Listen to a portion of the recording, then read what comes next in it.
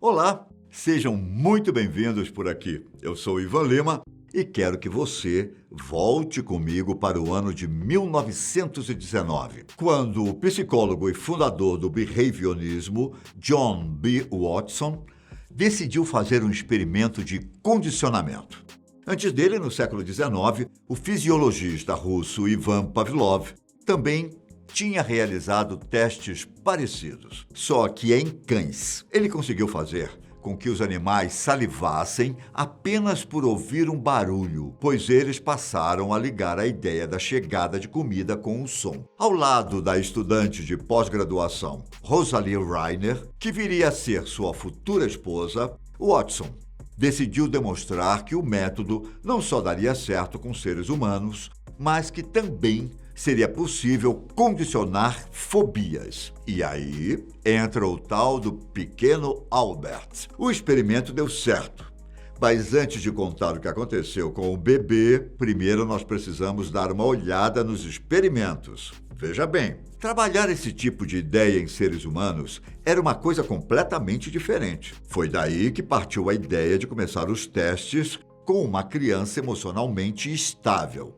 E o participante acabou sendo o bebê popularmente conhecido como Pequeno Albert, mas que, na verdade, havia recebido o nome de Albert B. Ele tinha apenas 9 meses, quando Watson e Reiner o expuseram a diversos estímulos para saber como ele reagiria. O pequeno Albert ficou de frente para um coelho, um macaco, um rato branco, máscaras aleatórias e até mesmo jornais em chamas. Enquanto os pesquisadores anotavam tudo. E em um primeiro momento, ele não aparentou ter nenhum medo dessas coisas, como era de se esperar de um menino tão novinho. Foi então que eles decidiram fazer, digamos, duplo estímulos. Primeiro, John Watson soltou o rato branco com o pequeno Albert e deixou que ele brincasse um pouco com o animal. Parecia tudo certo até ali. Depois, enquanto o bebê ainda se divertia com o rato, Watson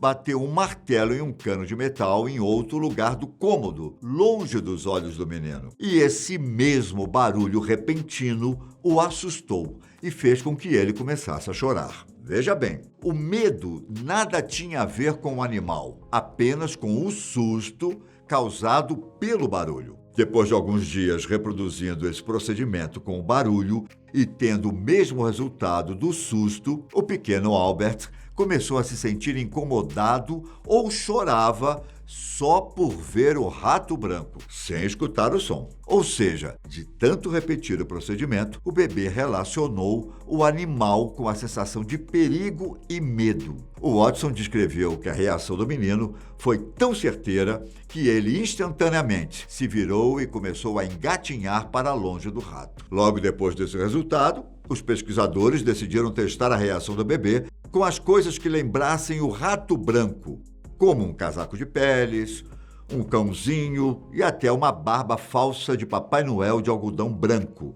E adivinhe só, o pequeno Albert passou a relacionar qualquer objeto ou animal parecido com um rato com o medo do barulho e tentava fugir ou começava a chorar. Basicamente, Watson e Reiner conseguiram um exemplo de condicionamento de uma resposta emocional. Digamos, então, que o experimento deu certo, mas acabou que ele foi bastante criticado nos anos seguintes pelos mais variados motivos, a começar pela falta de cuidado nos processos e, basicamente, porque os pesquisadores confiaram nas próprias interpretações dos resultados, ao invés de elaborar um método objetivo para avaliar as respostas do pequeno Albert. Sem falar que o bebê acabou saindo bastante prejudicado dos testes, pois desenvolveu um medo que não tinha e que poderia perturbá-lo pelo restante da vida. O Watson e Reiner perceberam que o medo do rato diminuía conforme o passar dos dias, mas bastava relembrá-lo do barulho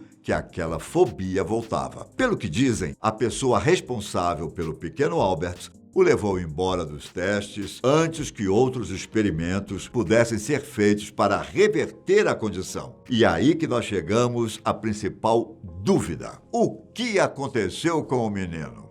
Desde que os experimentos acabaram, vários estudos e pesquisas tentaram encontrar essa resposta. Afinal, o próprio John Watson nunca revelou a verdadeira identidade do bebê. Há quem diga que a mãe do pequeno Albert era uma funcionária da mesma instituição, mas não tinha conhecimento dos experimentos. Depois de descobrir, ela teria pegado a criança e desaparecido. Mas informações mais recentes dizem que não foi bem assim. Em 2009, a revista acadêmica American Psychologist publicou um relatório indicando que o pequeno Albert era, na verdade, um bebê chamado Douglas Merritt. E olha, não foi fácil chegar a esse nome. A pesquisa durou 7 anos e envolveu rastreamentos dos experimentos originais feitos por Watson no início do século XX. Só que, diferentemente do que se pode imaginar, Douglas Merritt teve um final muito precoce. Ele faleceu aos 6 anos, em 1925, em decorrência de hidrocefalia, uma condição que, diga-se de passagem, ele sofria desde quando nasceu. Se isso fosse verdade,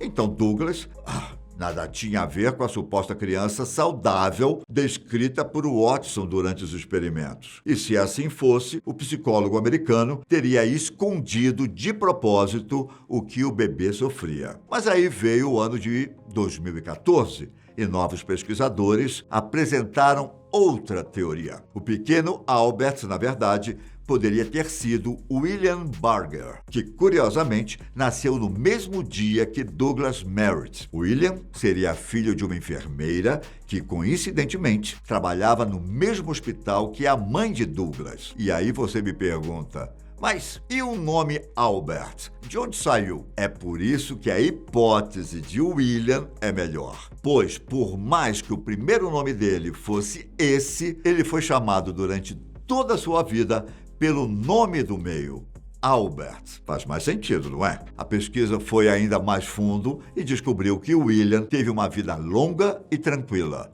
tendo falecido aos 87 anos em 2007. Até mesmo uma sobrinha dele havia sido identificada e ela ajudou a esclarecer alguns pontos interessantes sobre o possível pequeno Albert. Ao que parece, a família toda de William tinha conhecimento de que ele tinha certa antipatia por animais, principalmente cães, mas não ficou realmente claro se isso tinha ou não a ver com os experimentos. A sobrinha chegou a se lembrar de certas vezes que os membros da família tinham que colocar os cães em outros cômodos quando William os visitava, mas não havia nenhuma memória da família sobre ele ser ou não o pequeno Albert. Por fim, a conclusão da investigação foi de que talvez ele não tivesse conhecimento de que poderia ter sido uma espécie de cobaia infantil antes de completar 1 ano de vida. E mesmo com todas essas pontas se amarrando, alguns especialistas continuam o debate sobre a verdadeira identidade do pequeno Albert. E você? O que você achou de toda essa história? Me conte aqui embaixo e até a próxima. Um grande abraço. Tchau!